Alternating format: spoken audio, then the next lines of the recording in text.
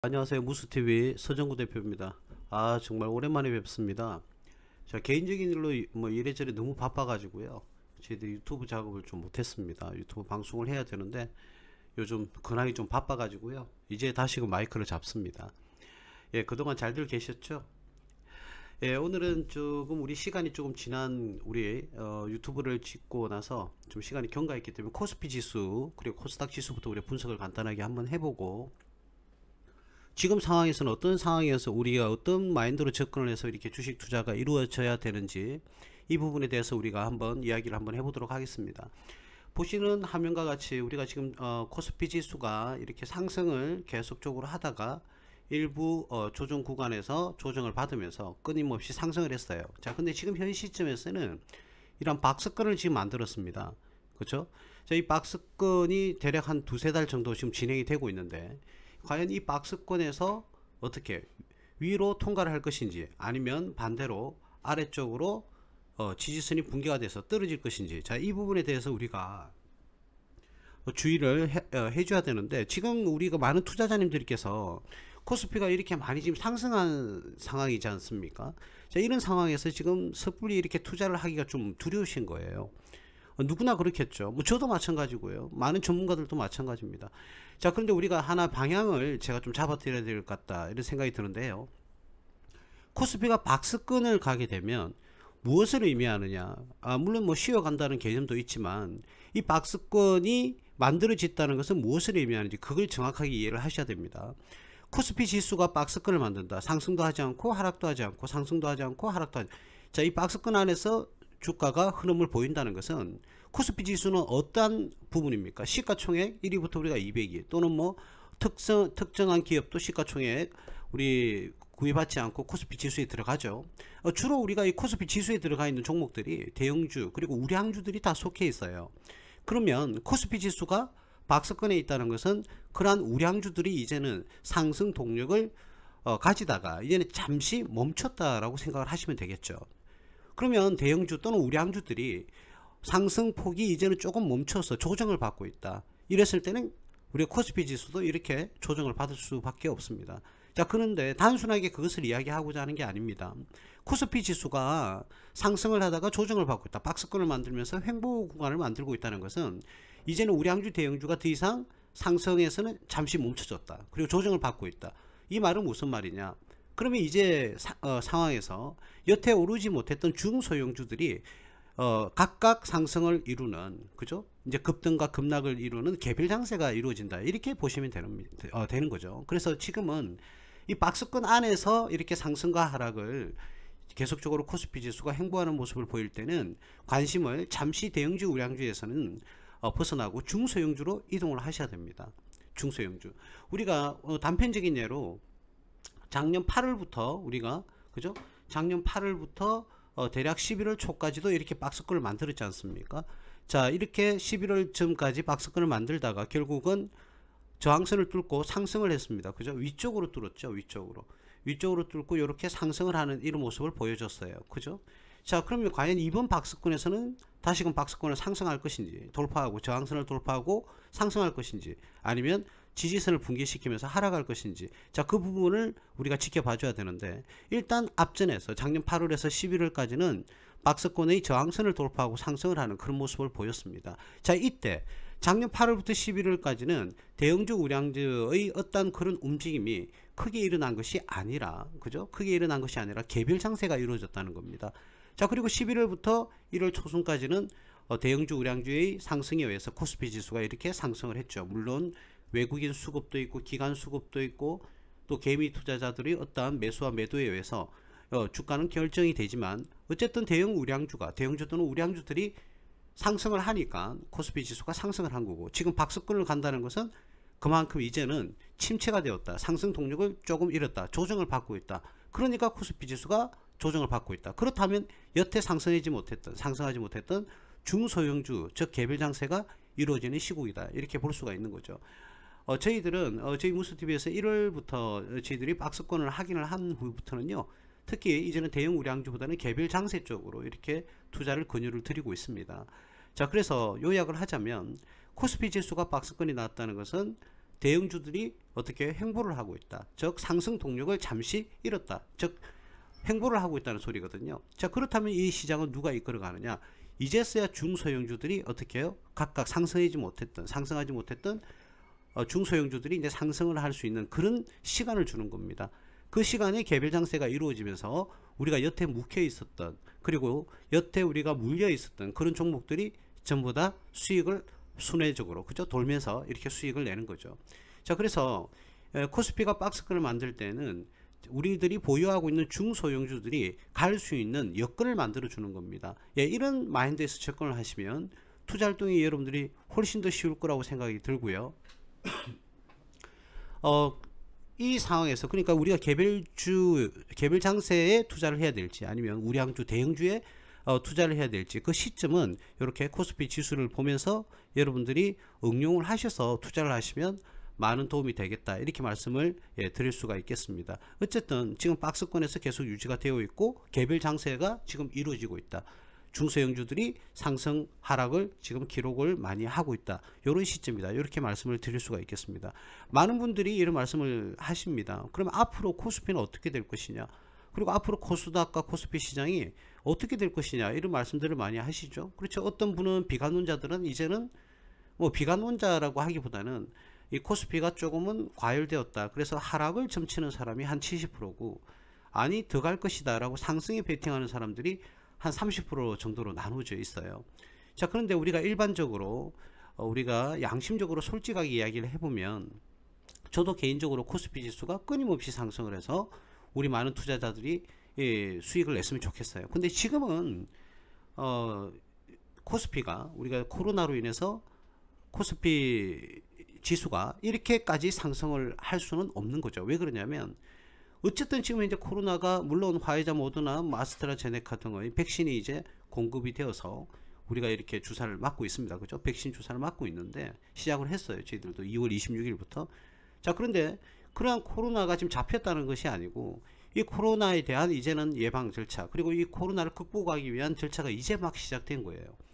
자, 그러면 이 코로나가 전체적으로 이제 잡혀 나간다면 그때부터는 경제가 안정화 시대에 들어갈 겁니다. 자, 근데 지금 현재로 이 코스피라는 것은, 코스피 지수는 경제가 안정화되지 않은 상황, 즉 말하자면 기업이 다시금 정상화가 되지 않은 상황에서 지금 이 정도까지 올랐다는 것은 사실은 좀 거품이 있다. 예, 이렇게 말씀을 드릴 수가 있겠죠. 그래서 향후에는 물론 저 개인적으로도 상승을 했으면 좋겠습니다만은 현재까지는 제가 봤을 때는 경제가 정상화가 되지 않은데도 코스피 지수는 너무 과도하게 올랐다. 물론 주식시장은 기대감으로 오르고, 그죠? 선반영이 되는 그런 상황이기 때문에 충분히 상승할 수 있다라고 이야기를 한다 하더라도 이제는 더 이상 코스피가 상승을 하게 되면 정말 과부하가 걸리고요.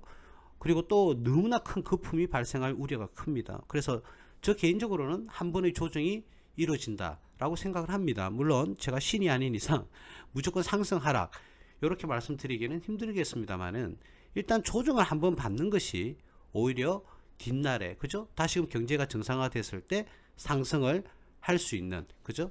이런 여력이 됩니다. 그렇기 때문에 지금은 조정을 받는 게 우리 투자자 입장에서도 오히려 더 낫고요. 조금 더 이렇게 해서 또 저항선을 뚫고 또 올라갔다, 이 박스권에서, 그러면 이때 나중에 조정받을 때는 엄청난 큰 충격을 주면서 이렇게 조정을 받기 때문에 차라리 지금 작은 조정을 받는 것이 훨씬 더 우리 투자자한테는 도움이 되고 더욱더 수익을 낼 수 있는 기회를 제공받는다, 이렇게 말씀을 드릴 수가 있겠습니다. 그래서 지금은 많은 투자자님들이 증거금이 자꾸 이렇게 늘어나는 건 사실인데, 이 증거금이 늘어나는 건 사실인데 투자로 이렇게 그 돈이 이렇게 들어오지는 않습니다. 조금 우려스러운 거죠. 왜요? 코스피가 너무 과하게 올랐다는 것은 이제 우리 개미 투자자들도 이제는 인지를 조금씩 하고 계신다는 거예요. 그래서 이제 만약 코스피가 다시금 조정이 나와서 하락을 하게 되면 어떻게 해요? 주식 투자라는 것에 다시 투자 활동을 진행을 하지 않을까, 그 위에서 증거금이 계속적으로 쌓여가고 있지는 않을까, 이제는 기회를 노리신다는 거죠. 작년에 코로나19로 인해서 우리 주가가 많이, 코스피 지수가 많이 떨어졌다가 굉장히 지금 상승을 많이 했지 않습니까? 뭐 보시는 화면과 같이 우리가 코스피가 작년, 그죠? 1,400원대, 1,500원대가 붕괴가 됐고 지금은 3,000대니까 코스피 지수가 100% 상승을 했어요. 코스피 지수가 100% 정도 상승을 했으니까 이제는 사실 우리가 그동안 주식 투자를 하시지 않았던 분들이 사실은 좀 배가 아픈 거죠. 그죠?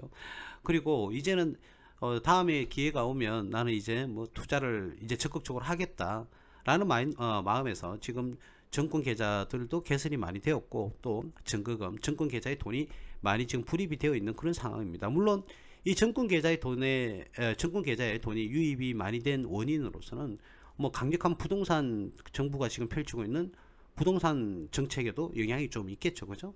그래서 이제 더 이상 부동산 투자에게는 여건이 안 좋아졌다. 예전보다는 뭐 완전 안 좋아진 건 아니겠죠. 그죠? 근데 굉장히 많이 좀 안 좋아졌다. 그렇기 때문에 더 이상 부동산 투자에는 메리트가 없다.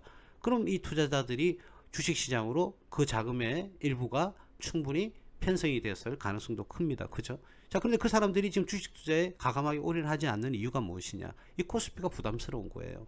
우리 개인 투자자님들도 부담스러운 거예요. 그리고 지금 종목을 불출을 막 하고 있는 우리 전문가들도 사실은 좀 부담스러운 자리이긴 할 겁니다. 자, 그럼 이 자리에서는 어떤 종목 위주로 투자를 하셔야 되느냐? 제가 좀 전에도 앞전에도 말씀을 드렸지만 개별 종목, 즉 말하면 우량주 대형주보다는 중소형주에 이제는 초점을 맞춰 주셔야 됩니다. 그래야 수익 날 확률도 높아지고, 그리고 여러분들이 기대했던 만큼의 수익을 달성하는 데는 우량주 대형주보다는 중소형주가 알맞은 시기다. 이렇게 말씀을 드릴 수가 있겠습니다. 앞전에도 제가 한번 말씀을 드렸었는데, 이 코스피 지수가 이 박스권이 제가 나중에 큰 상승을 위해서는 지금은 조정이 오히려 더 효율적이고 낫다, 이렇게 말씀을 드릴 수가 있는데요. 이 지점까지 2,800원대나 또 조금 많이 떨어진다고 그러면, 여기까지는 뭐 안 떨어졌으면 좋겠지만, 그죠? 2,300~400원대까지 이렇게 코스피가 하락할 가능성도 있다, 이렇게 말씀을 드리고요. 제가 개인적으로는 2,800원대까지는 차라리 지금 박스권에서 조정을 좀 받고 상승을 하게 되면 나중에 우리 개인 투자자님들이 투자를 해서 수익을 낼 확률이 훨씬 더 높아질 것이다, 이렇게 말씀을 드릴 수가 있겠습니다. 제가 이렇게 말씀을 드리면 기왕에 지금 주식에 투자하신 분들이 뭐냐, 내가 지금 종목을 매수를 했는데 코스피 지수가 떨어지길 바란다. 그러면 코스피 지수가 이렇게 확 하고 떨어지게 되면 많은 중소형주들이 동조현상을 일으키거든요. 어이구, 코스피가 붕괴가 되는구나, 이제 주가가 내려가는 거 아닌가 하면서 아무런 이유 없이 그 기업은 아무런 문제도 없는데도 불구하고 막 던지는 투매 현상이 일어나게 되죠. 일시적인 투매 현상에 의해서 코스피 지수는 조금씩 더 떨어지게 됩니다. 그죠? 자, 그래서 내가 이제 막 주식 투자를 했는데 코스피 지수가 떨어지는 게 낫다고 그러면 나보고 손해를 보라는 것이냐, 이렇게 반문을 제기를 하실 수도 있을 겁니다. 그러나 우리가 더 큰 상승을 위해서는 지금 일부 조정이 필요합니다.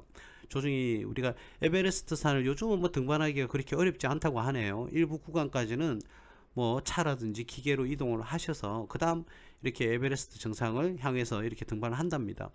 이렇게 에베레스트 정상, 우리 등산하시는 분들은 잘 아시겠지만 한 방에 이렇게 푹 해서 정상으로까지 올라가는 경우는 없죠. 중간중간에 베이스 캠프라고 합니까? 제가 정확한 용어는 모르겠어요. 이 베이스 캠프라는 것이 차려지고, 그죠? 그리고 우리가 이 정상을 향해서 달려가다가 중간 지점에서는 쉬어가는 구간이 반드시 필요합니다.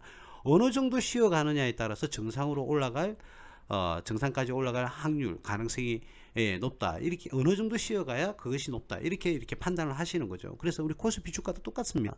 등산하고 똑같이 생각하신다면 중간에서 언제, 어느 타임에 어느 정도까지 쉬느냐에 따라서 정상을 등극할 수 있느냐 없느냐, 그 기로가 바로 이 언제 어떻게 씌워주느냐, 그 타임이 굉장히 중요하다는 거죠. 제가 보는 관점은 이 코스피 시장에 지금 박스권을 이루고 있을 때 조금 일부분 조정이 이루어지는 게 오히려 정상까지 더욱더 상승하기 위한 여력으로 만들 수 있는 충분한 여건이 된다, 이렇게 말씀을 드리고 싶고요. 조금 많이 떨어지는 것보다 저도 개인적으로 한 2,800원대까지 정도만 조정을 받다가 그 언저리에서 상승을 하는, 다시금 코스피 어떤 대형주나 우량주들이 다시금 힘을 받아서 펀더멘탈이 강화가 되어서 우리나라 코스피 시장이 상승을 하는 그런 모습을 보여줬으면 하는 게 제 나름대로의 어떠한 기대감이 있습니다. 일단은 확률적으로 봤을 때는 한 번 더 말씀드리지만 코로나로 인해서 경제가 지금 정상화가 된 것도 아니다. 굉장히 어려움 속에서 국가 재난지원금도 이제 뭐 4차에 거쳐서 지급을 한다고 하지 않습니까? 굉장히 많은 자영업자들이 힘들어하고 있어요. 그럼 자영업자하고 회사하고 무슨 상관이냐? 그 회사가 상장돼 있느냐? 아무런 문제 없지 않느냐? 이렇게 말씀들 하시는데 그게 아니죠. 그죠? 기업에서 만든 제품을 결국은 소비자, 자영업자를 비롯한 많은 근로자들, 우리 일반 국민들이 소비를 하게 됩니다. 소비를 하게 되는데 많은 중소형 기업들이 무너지게 되면 많은 사람들이 실업의 상태로 돼요. 실업의 상태가 된다면 어떻게 해요? 돈을 쓸 돈이 없는 겁니다. 그럼 소비를 못 하는 거죠. 소비를 못하면 어떻게 됩니까? 기업이 아무리 좋은 제품을 많이 찍어낸다 하더라도 매출이 동반되지 않는다는 겁니다. 그렇게 되면 그 기업의 매출은 저조하고 이익도 저조해지고 주가는 하락할 수밖에 없는 거죠. 예, 그래서 지금의 국가가 우리나라뿐만 아니라 전 세계 국가가 코로나로 인해서 굉장히 힘들어하고 있는데 이 코로나가 언제 잡히느냐 그것이 굉장히 관건일 것이고 최대한 빨리 잡혀서 경제가 정상화가 될 때 그 경제가 상승을 할 때 어떤 경제가 전체적으로 좋아질 때 코스피 지수가 같이 동반 상승하는 그런 모습을 보여야 이상적이고 안정적인 그런 상승이다 이렇게 말씀을 드릴 수가 있겠습니다. 오늘 우리가 일반적으로 번외 이야기로요. 코스피 지수는 이 정도로 이야기를 말씀을 드리고 우리가 지금 윤석열 우리 검찰총장이 오늘 오후 2시경에 그죠? 2시쯤에 이제 사퇴를 선언을 했습니다.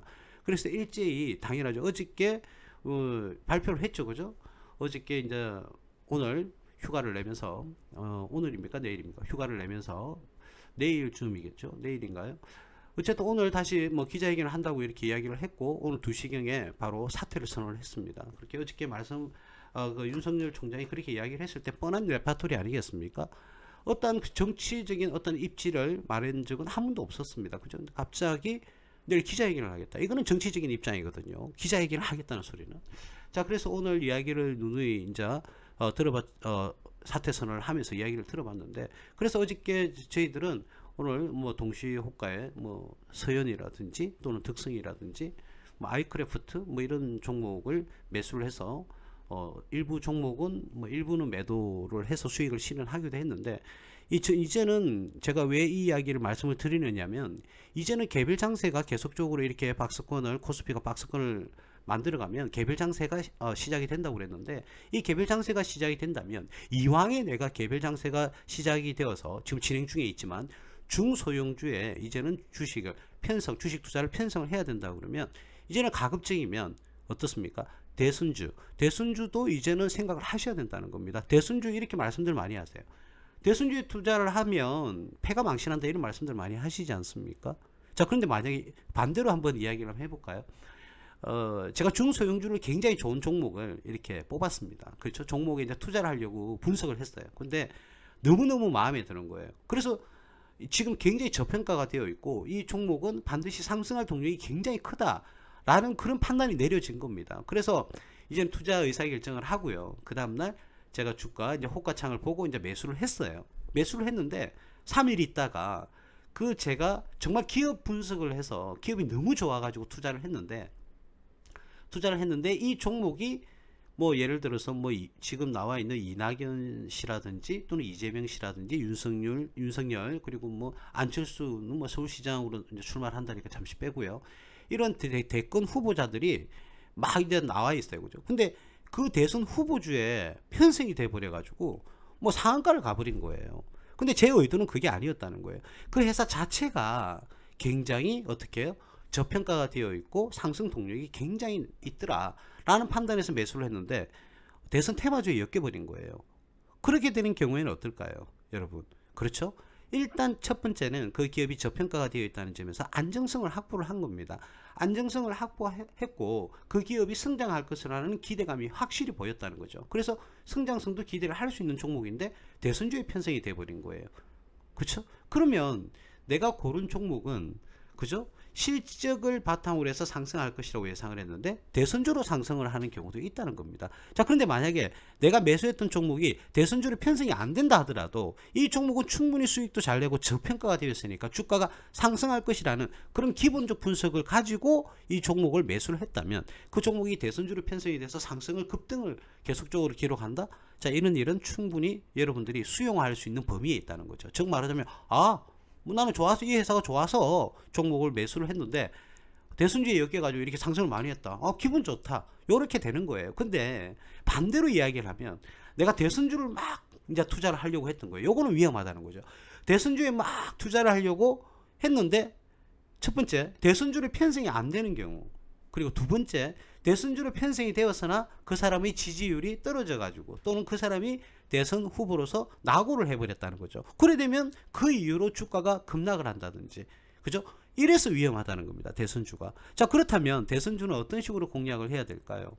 대선주는 굉장히 위험합니다. 근데 여태 보통의 우리 투자자의 마인드로 투자를 하시면 굉장히 위험합니다. 정말 위험합니다. 자, 그렇다고 해서 뭐 우리 전문가들이 이야기하는 것도 위험하지 않은가? 아니요, 그것도 위험합니다. 근데 어떤 경우에 이 대선주를 우리가 공략을 하면서도 안정적인 어떻게 실적을 확보하고 그 회사가 재무구조라든지 재무건전성이 우수한 상황에서 충분히 대선주에 투자를 할 수 있다는 겁니다. 그러니까 순서가 바뀌었다는 거예요. 제가 만약에 대선주가 뭐 30개가 있다 가정을 하게 되면 각각 10개씩 있다고 한번 해볼게요. 3명의 후보가 있는데, 그러면 각각의 10명의 후보군에 들어가는 대선주가 편성이 되어 있다는 거죠. 그러면 그 30개 중에서 굉장히 정말 좋은 회사를 찾아내면 되는 거예요. 이해 가시죠? 그러니까 대선주의 기대감도 있다는 거죠. 없는 건 아닌데 내가 원래의 투자 방식으로 그 기업이 안정성과 수익성을 가지고 있다. 그리고 이 기업은 주가 상승 동력이 굉장히 테마가 강하다 라는 생각이 들면 그 마인드에서 접근을 하시는 거죠. 그죠? 그러니까 대선주 30개 중에서 제가 이 종목 저 종목을 다 분석을 해봤다는 거예요. 근데 종목을 분석을 했더니 2개는 대선주에 편성이 되지 않는다 하더라도 충분히 상승 동력과 테마성을 가지고 있다는 겁니다. 그렇다면 이왕에 우리가 중소형주가 움직인다면, 그죠? 첫 번째, 중소형주 개별 장세가 이루어진다. 첫 번째. 두 번째는 내가 고른 종목이 대선주에 편성될 가능성이 있는 종목 중에 어떤 거예요? 재무구조라든지 수익성이라든지 테마성이 충분하다. 이런 종목을 골라주면 어떻게 될까요? 그 대선주가 위험할까요? 그렇지는 않을 겁니다. 왜? 원래 그 기업 자체가 실적이 좋고 그 기업 자체가 탄탄한데 이게 대선주에 편성이 안 된다 하더라도 주가 상승 동력이 확실한데 왜 제가 그런 종목을 버리겠습니까? 예, 제가 말씀드리는 부분은 이런 부분입니다. 충분히 대선주 기존의 방식대로 뭐 예를 들어서 윤석열 이제 검찰총장, 전 검찰총장이라고 해야 됩니까? 어쨌든 그냥 윤석열 씨라고 할게요. 윤석열 씨가 서울대 나왔다, 서울대 법대를 나왔다. 저 그러면 서울대 법대 관련돼 있는 뭐 친인 맥주 뭐 많지 않습니까? 저 그렇게 해서 투자를 하는 게 일반적인 거예요. 일반적인 거. 그런데 윤석열 관련주 중에서도 정말 그 기업이 윤석열 테마주에 대선주에 편성이 안 된다 하더라도 충분히 상승 동력이 있는 종목이라면 어떻습니까, 여러분? 그게 위험합니까? 그게 대선주가 아니더라도 제가 일반적인 기업을 분석을 했을 때 안정적인데 그게 위험합니까? 그렇지는 않거든요. 그래서 우리 많은 투자자님들께서 오해를 하시고 계신 게 뭐냐? 첫 번째, 대선주는 위험하다. 그건 인정합니다. 위험하다고요. 기존의 방식대로 투자를 하시면 위험합니다. 위험하시다고요. 자, 그렇다면 어떤 방식으로 대선주를 투자해야 되느냐? 대선주 중에서도 충분히 대선주의 편성이 안 된다 하더라도 상승 동력이 충분히 있고 재무 건전성과 재무 상태나 이런 경영 성과들이 확실하게 보여주는 그런 종목이 있다면, 그리고 여러 테마성을 가지고 있는 종목이라면 굳이 테마주의 편성이 안 된다 하더라도 상승할 동력이 충분하니까 그런 종목에 투자를 해놓고 그러다가 대선주의 편성이 돼서 급등을 하게 되면 더욱더 추가적으로 복리 수익을 얻게 되는 것이죠. 이런 식으로 대선주에 접근한다면 여러분들이 과연 그 대선주 투자가 실패하는 걸까요? 그거는 아닐 겁니다. 예, 오랜만에 이렇게 유튜브 채널에서 여러분들 뵙게 되었습니다. 그래서 제가 이모저모로 너무 좀 바빴습니다. 너무너무 정신이 없어가지고요. 일이 너무 많아가지고 이렇게 유튜브로 여러분들 찾아뵙는 게 굉장히 오랜만인데, 자, 이제는 조금 정리가 많이 되었어요. 그리고 뭐 안정이 다 되었고요. 이제는 본격적으로 다시금 유튜브 우리 종목 분석도 하고 향후에 우리가 주가가 상승 관련성이 있는 그런 종목과 그리고 주식 투자하는 방법, 그죠? 그리고 시황을 분석하는 방법, 자, 이런 여러 가지를 가지고 제가 예전에 하기로 했던 태양광 종목도 아직 분석이 안 이루어져 가지고요.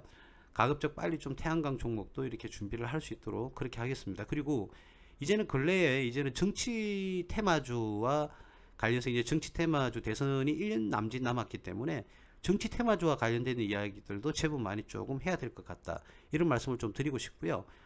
좀 전에 말씀드렸듯이 대선주가 위험한데 이러이러한 방법을 통하면 절대 위험하지 않다, 이런 부분에 대해서 조금 더 디테일하게 추가적으로 이렇게 유튜브를 또 제작을 해서 여러분들과 함께 찾아뵙겠습니다. 예, 오랜만에 뵙고요. 앞으로는 좀 자주 찾아뵙도록 하겠습니다. 예, 무소TV 서정구 대표였습니다. 감사합니다.